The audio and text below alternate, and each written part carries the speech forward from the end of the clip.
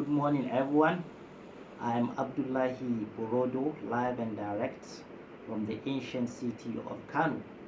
Welcome to this my YouTube channel, and I sincerely appreciate how you take time watching my videos here and there, how you take time sharing my videos all over.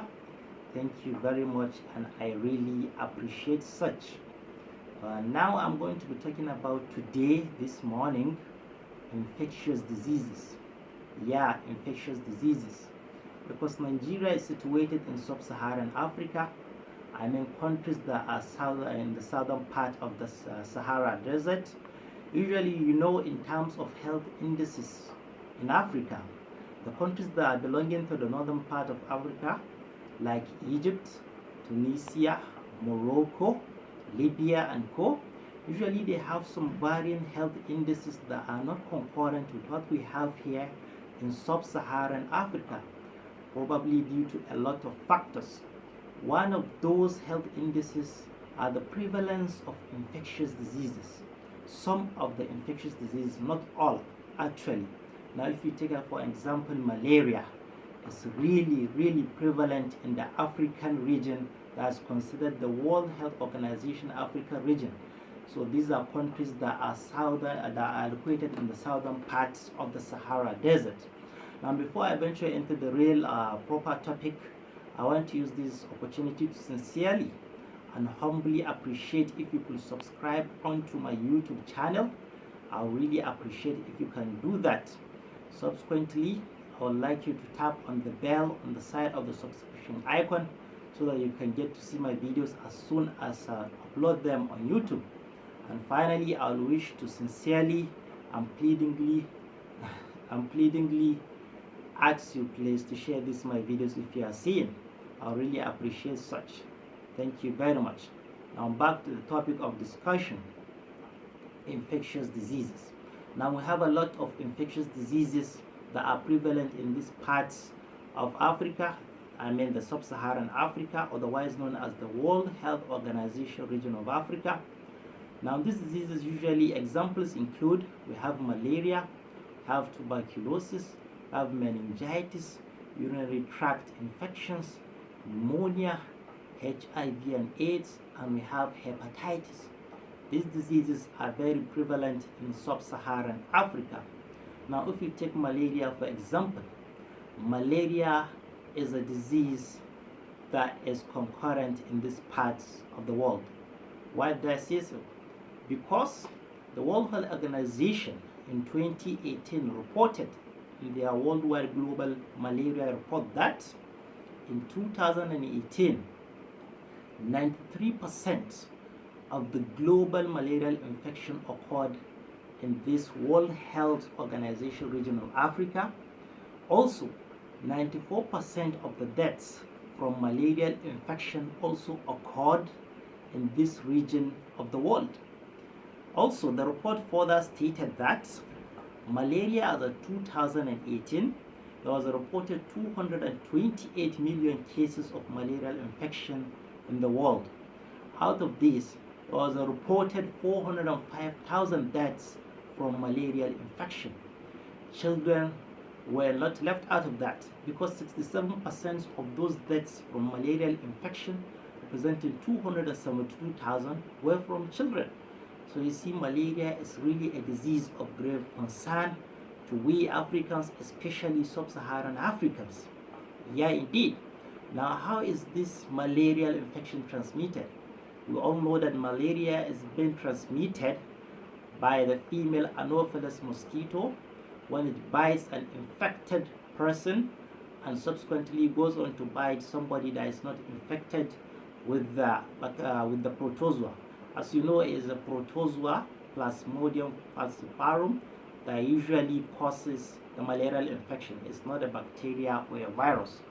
So it's very important to note that in Africa there is a lot of overcrowding. There is a lot of factors that usually predispose us, making us vulnerable for this malarial infection. We have a lot of things that I won't dwell into that, but luckily enough, there are preventable measures for malarial infection. If you can try as much as possible to see that we engage in activities that will make us malaria free, I think it will help the cause very much. Number one, you can try as much as possible to be using insecticide treated nets to really help us in combating the epidemic of malaria. Number two, you can also encourage our pregnant women to be visiting routinely the antenatal care, because when they visit this antenatal care, usually they are given this anti-malarial prophylaxis drug. Usually it helps them, gives them a kind of cover against this malarial infection. So it's very much important for us to encourage our pregnant women to visit this antenatal care now and then.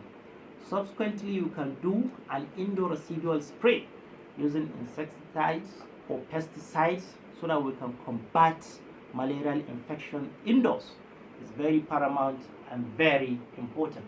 Now, if maybe by example we don't do the needful, then there are several complications that could emanate from malarial infection. It's very drastic in children that there are reported cases of severe anemia, metabolic acidosis, respiratory distress, and organ failure in children that are under 5. So you see, it's very paramount we take the preventable measures in order not to ever be infected with this dreaded infection. The second disease I want to talk about is tuberculosis. Tuberculosis is caused by a resistant bacteria, very powerful bacteria known as Mycobacterium tuberculosis. Mycobacterium tuberculosis is a very, very important public health microbial organism. So as I said, the World Health Organization also rates tuberculosis as the leading single infectious cause of death, even surpassing HIV and AIDS, as you know, because it's a very, very terrible killer, this disease. Subsequently, in 2018, there was a reported report from the World Health Organization that tuberculosis will have some 1.5 million deaths from tuberculosis in 2018 alone. 1.1 million children were infected with tuberculosis in 2018, and there was also a reported 10 million cases of active tuberculosis in 2018. So you see the health indices are skyrocketing and are very high. So what I want to emphasize here is the preventable measures that we as Nigerians should take in order to combat the menace of tuberculosis. Number one, we should try as much as possible to avoid the consumption of unpasteurized milk. Number two, we should try as much as possible to stay a lot of distance, to give a distance between we and people that are chronically coughing, probably people that are infected with the disease, because usually it presents with a kind of chronic cough that can last like 2 to 3 weeks or more. So we should try as much as possible to avoid these people. Subsequently, you can usually vaccinate against, I won't say vaccinate, but immunize against it. Why? Because children in day one after birth are usually given the Bacillus calmette-guerin immunization dose, so that at least it will boost their immunity against tuberculosis. So we should try as much as possible to encourage our pregnant women to deliver at hospitals so that they can get that dose for their children. Now, what are the symptoms of this dreaded tuberculosis disease? The symptoms include, we have some constitutional symptoms, and we have other symptoms. So usually there is this chronic cough that happens to patients with tuberculosis more than 2 weeks or more than 3 weeks. Subsequently, there are other symptoms like drenching night sweating, excessive weight loss, and loss of appetite. These are all symptoms, together with easy fatigability and feeling of tiredness and others. So these are symptoms for tuberculosis. After that, there is this concept of latent tuberculosis. The World Health Organization stated that around 1/4 of the estimated 7 billion people worldwide have latent tuberculosis. This is a condition in which An individual is infected with the mycobacterium tuberculosis, but at the same time he hasn't manifested the disease, and at the same time cannot transmit the disease. But if there is any factor that will warrant that individual to go into immunosuppression, then he or she can easily develop the disease. These factors or diseases are HIV and AIDS. There can be others, but these are just selected ones. HIV and AIDS, diabetes mellitus, excessive use of tobacco. These are some causes of immunosuppression that if one gets them, likely he may manifest active tuberculosis. So we should try as much as possible to see that we avoid causes of immunosuppression. After that, there is this multi-drug resistant tuberculosis term. So it is also of public health importance. Why did I say so? Because usually these strains of mycobacterium tuberculosis, they usually undergo therapy from some 4 drugs given at the TB clinic worldwide. So sometimes, due to inappropriate healthcare prescription of these drugs, or maybe the patients prematurely stopping the patient prematurely stopping the consumption of this drug, usually it presents with multi-drug resistant tuberculosis.